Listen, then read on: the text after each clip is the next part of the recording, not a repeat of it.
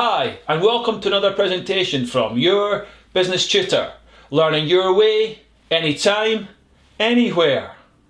The relationship between an organisation and its employees can be a complicated and challenging one. If managed effectively, the outcome will be positive.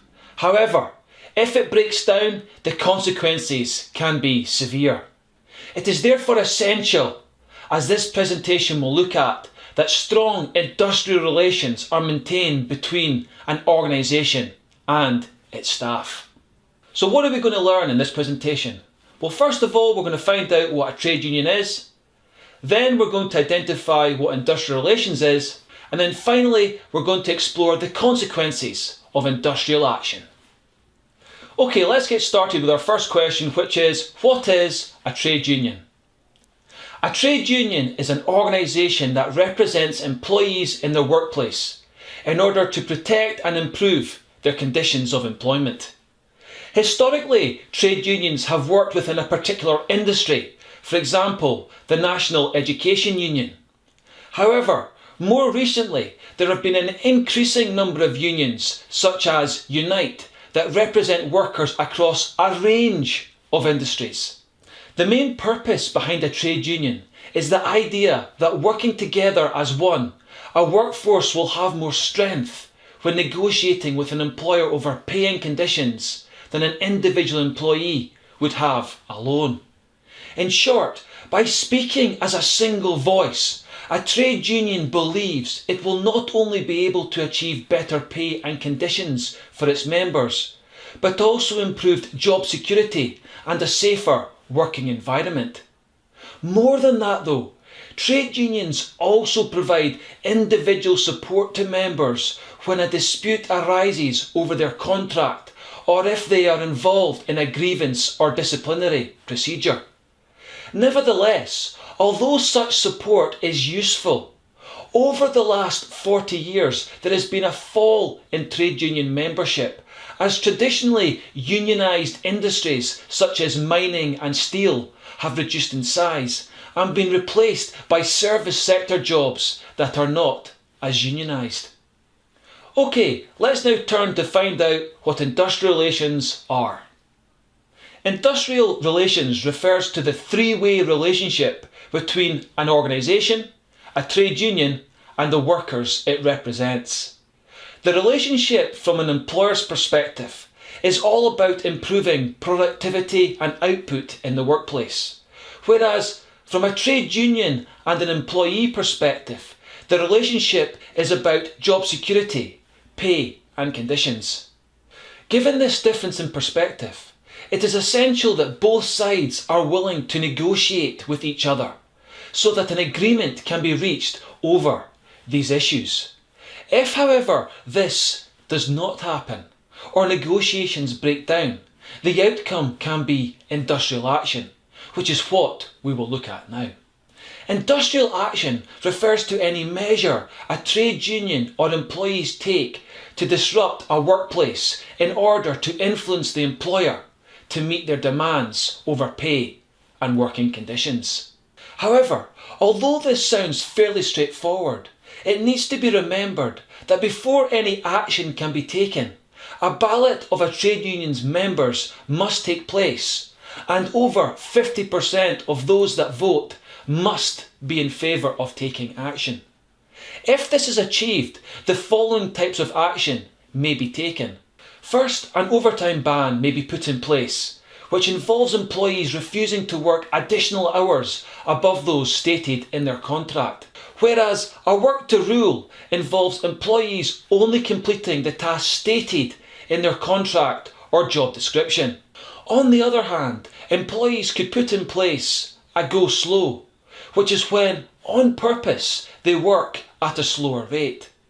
Whereas alternatively, employees could enter their workplace in order to occupy it, but then refuse to carry out any work. This is referred to as a sit-in. This of course leaves us with the most disruptive of measures, which is a strike. And this is when employees refuse to work or enter the workplace. In fact, when strike action occurs, It is often associated with picketing, which is when employees stand outside their work protesting over how they have been treated. However, although industrial action is usually instigated by a trade union, it is the case that an employer can also take action. For example, the two most common measures used are overtime withdrawal, when management refuse to give employees additional hours, and a lockout, where an employer refuses to let employees enter the workplace. As can be seen, there are a number of ways of taking industrial action. However, how effective they are in influencing the other side to change its position is dependent upon what impact they have. Let's look at that now by asking, what impact can industrial action have on employers and employees? Industrial action such as an overtime ban or a go slow can have a really big effect on a business, because it means contracts that have a deadline or sudden surges in demand cannot be met. This can be a big problem for a business, because if they can't produce enough to meet a deadline or consumer demand, customers will be left unhappy and in future may take their business elsewhere. This could be worse still for a business, as sometimes in a contract, if a deadline is not met, a business will be fined. Of course, even if employees only work to rule, this can cause issues as well, in so much that removing all those gestures of goodwill where employees cover other jobs when staff are off ill, or attend meetings during lunch breaks, or work alternative hours to cover holidays, makes it far harder for a business to run efficiently. In fact, removing sickness and holiday cover can leave a business understaffed in key areas, meaning customer service is negatively affected. And of course, having to hold meetings during working hours means output will be lower, or overtime will have to be provided. Having said all that, the most disruptive forms of industrial action are those that stop production completely, such as a sit-in or a strike. In both these instances, nothing will be produced, meaning the business will have to shut down, meaning customers may take their business elsewhere. And of course, if employees are picketing outside the business, and this gains press coverage, the reputation of the business can be negatively affected, especially if the general public take the employee's side in the dispute. Put this all together and what you have is a perfect storm. An organisation unable to produce or sell anything that will lose customers and hence see its profits fall. Add to this that industrial action will negatively affect the relationship that exists between management and employees. And you can see that even when the dispute ends, that the harmony within the organisation may be irreparably damaged.